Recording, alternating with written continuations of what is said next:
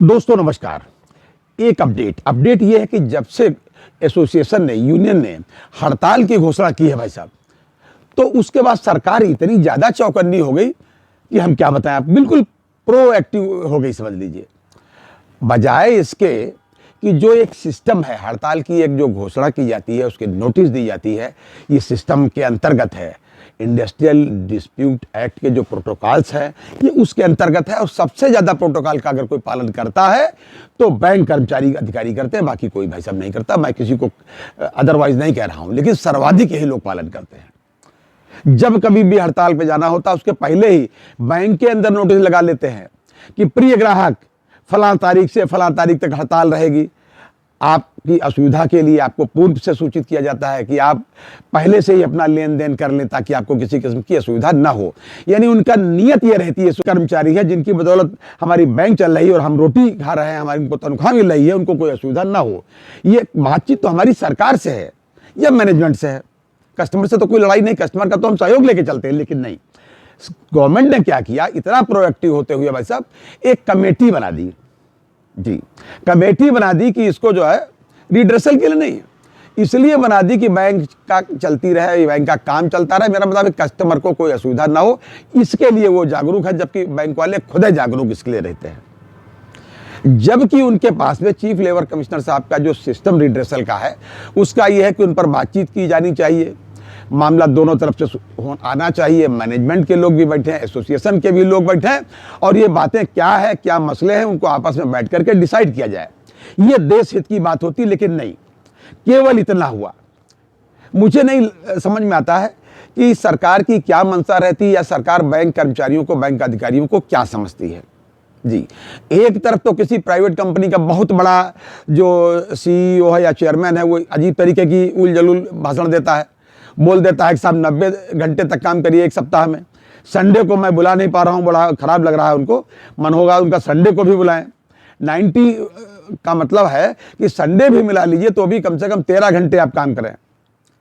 वेतन उनका कितना है भाई साहब, एज ए चेयरमैन कितना लेते हैं, 51 करोड़ से ज़्यादा। कर्मचारियों का कितना है, बहुत कम भाई साहब। जो बहुत अच्छे किस्म के कर्मचारी है उनका 9 साढ़े 9 लाख रुपया पर ईयर का है। अगर उनसे भी कह दिया जाए आदरणीय चेयरमैन साहब से कि भैया 15-20 हज़ार में करो तुम इतने घंटे काम, तो पता चल जाए तुमको, बातें छोंकना अलग काम है। इधर क्या हुआ भाई साहब, मैं आपको बताना चाहता हूं। मैं क्यों इतना कष्ट में आपको बता रहा हूं भाई साहब। आज क्या तारीख हो गई नए साल में, कुछ भी नहीं समय बीता, 4 बैंक कर्मचारियों ने आत्महत्या कर ली भाई साहब, केवल वर्क प्रेशर की वजह से। वर्क प्रेशर की वजह से, समझ लीजिए। जी, क्या है एचआरडी का सिस्टम, मैं नहीं समझ पा रहा हूं भाई साहब। उसकी सरकार को कोई चिंता नहीं भाई साहब, माफ कीजिएगा, एसोसिएशन को भी कोई चिंता नहीं। एसोसिएशन इसको चर्चा का विषय नहीं बनने देना चाहती है, और मैनेजमेंट से तो, सरकार से तो कोई मतलब नहीं, उसकी कहीं चर्चा ही नहीं हो रही। जो बेचारे चले गए, ये जीवन कैसे मिलता है।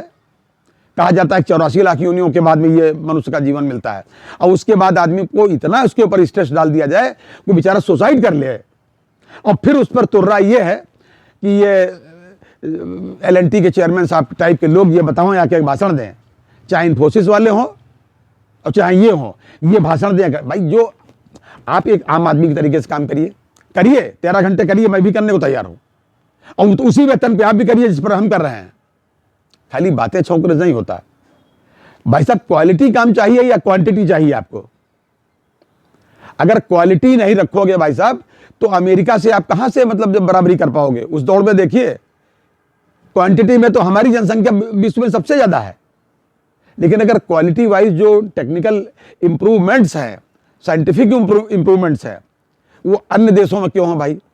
चाइना में क्यों है, अमेरिका में क्यों है, ये इस पर नहीं विचार करते हैं। मेरा आज का वीडियो बनाने का केवल यही उद्देश्य था भाई साहब कि 4 बैंक कर्मी आत्महत्या कर चुके हैं, जिसकी कोई चर्चा नहीं हो रही, कोई रिड्रेसल की बात नहीं हो रही, कोई एसोसिएशन भी इसकी चर्चा नहीं कर रही है।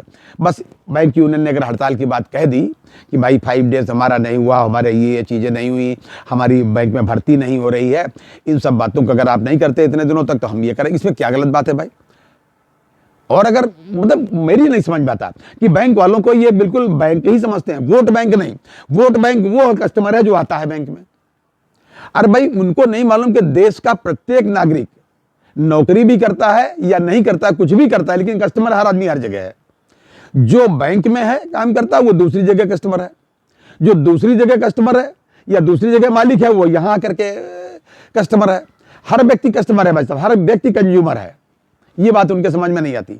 लेकिन नहीं, उनको चिंता केवल यही है, उनको ये नहीं मालूम है कि जो पुरानी बातें, जो एग्रीमेंट्स हुए हैं उनको लागू करें, 5 डेज लागू करें, पेंशन अपडेशन लागू करें। नहीं कर रहे हैं भाई साहब, और कब तक नहीं करेंगे मुझे नहीं समझ में आता। मुझे लगता है कि इनको वोट बैंक की बजाय, मतलब ये माफ कीजिएगा, बैंक की बजाय बैंक कर्मचारी अधिकारियों को ये प्रूव करना पड़ेगा हम भी वोट बैंक हैं। 8.5-9 लाख तो खाली पेंशनर हैं और लगभग इतने ही भाई साहब जो है वर्किंग वाले हैं, और हमारे सबके परिवार हैं, हमारे मित्र हैं, हमारे संबंधी हैं, हमारे हितैषी हैं, हमारे लाइक माइंडेड लोग हैं। ऐसा नहीं कि हम लोग चुनाव प्रभावित नहीं कर सकते। हम देश हित में काम करते हैं और देश हित में ही काम करना चाहते हैं। हमको वोट बैंक बताने की कोई जरूरत नहीं।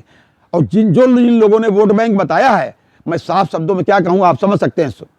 उनका वेतन कितना है, कितने दिन उनकी छुट्टी रहती है। खैर, कुल मिलाकर के ये है, मुझे आपसे निवेदन करना है कि आप सब लोग इस सर्दी के मौसम में अपनी सेहत का पूरा ध्यान रखें, लाइन ऑफ एक्शन जरूर डिसाइड करें, और ये मान लें कि पेंशन अपडेशन भी आपको लेना है और सर्विस कंडीशन भी सुधारनी है। और प्रत्येक युवाओं से निवेदन है कि प्लीज अपने बैंक कर्मियों से कि इस स्टेज में आकर के आप मैनेजमेंट का मुंहतोड़ जवाब दीजिए। आप चिट्ठी में लिखिए, उनको पत्र का उत्तर दीजिए, सटीक उत्तर दीजिए अपने तर्कों के आधार पर, नियमों के आधार पर। उनके धमकाने में मत आइए और कभी आत्महत्या मत करिए, क्योंकि अपने परिवार के लिए आप केवल एक इकाई नहीं है, पूरी दुनिया आप हैं अपने परिवार के लिए। बैंक मैनेजमेंट के लिए तो आप केवल एक इकाई है कि एक आदमी चला गया, दूसरा भर्ती हो गया, या जो बचे हैं उन्हीं में से काम ले लो। भर्ती भी आप तो नहीं करते। तो आपसे ये निवेदन है, ये मेरी पीड़ा थी तो मैंने आपसे कही कि 4 व्यक्ति बैंक के जो है बच्चों ने आत्महत्या की। हम उसको बच्चे ही कहेंगे, हम लोग रिटायरीज हैं। तो ये था आज तक का अपडेट। अगली बार किसी अन्य अपडेट के साथ फिर हाजिर होंगे। तब तक के लिए इजाजत दीजिए और अपनी सेहत का पूरा ध्यान रखिए। जय हिंद, जय भारत, नमस्कार।